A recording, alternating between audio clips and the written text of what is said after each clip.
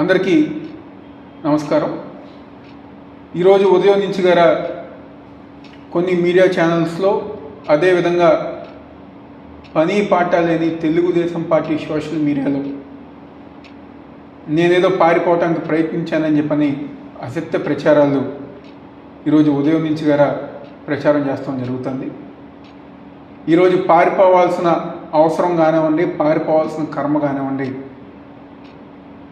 నాకేమీ లేదు. అలాంటి అవసరం నాకు లేదని చెప్పి ఈరోజు ఈ యొక్క మీడియా ద్వారా మీ అందరికీ చెప్పదలుచుకున్నాను.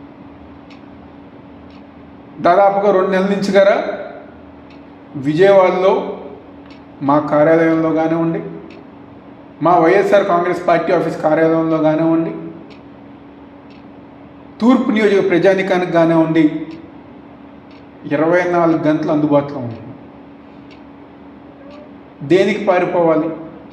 నిజంగా కోర్టు వారు కనుక మేము తప్పు చేశానని చెప్పని భావిస్తే కోర్టు వారు ఏ నిర్ణయం తీసుకున్నా, లేకపోతే ఏ శిక్ష విధించినా దాన్ని దమ్ముగా స్వీకరించి దాన్ని ఇచ్చేస్తాం. అంతేగాని మీరు పెట్టే తప్పుడు కేసులకి వీటికి భయపడి పారిపోవాల్సిన అవసరం నాకు లేదని చెప్పని మరొకసారి చెప్తాను. ఈరోజు 2019లోనే ఈ రాష్ట్ర ప్రజానికానికి తెలుసు, మరీ ముఖ్యంగా ఆ రోజున్న తెలుగుదేశం పార్టీ సోషల్ మీడియా గారు తెలుసు. చంద్రబాబు నాయుడు గారి ఇంటి ముందు డ్రోన్ విషయం కానివ్వండి, గురజాల్లో తెలుగుదేశం పార్టీ కార్యకర్తలను పరామర్శిస్తాం కానివ్వండి, చలో ఆత్మగురు కార్యక్రమం అప్పుడు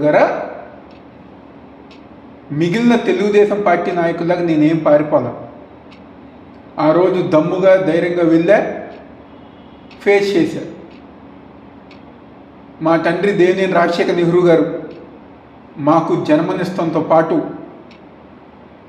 ధైర్యంగా ఉండటం నేర్పించారనే విషయం ఈ పని పాట లేని తెలుగుదేశం పార్టీ సోషల్ మీడియా తెలుసుకోవాలని చెప్పని భావిస్తూ, మా నాయకుడు వైఎస్ జగన్మోహన్ రెడ్డి గారు, మా పార్టీ వైఎస్ఆర్ కాంగ్రెస్ పార్టీ మా కార్యకర్తలకి ఏ చిన్న ఇబ్బంది వచ్చినా 24 గంటలు మేము అండగా ఉంటాం, అందుబాటులో ఉంటాం.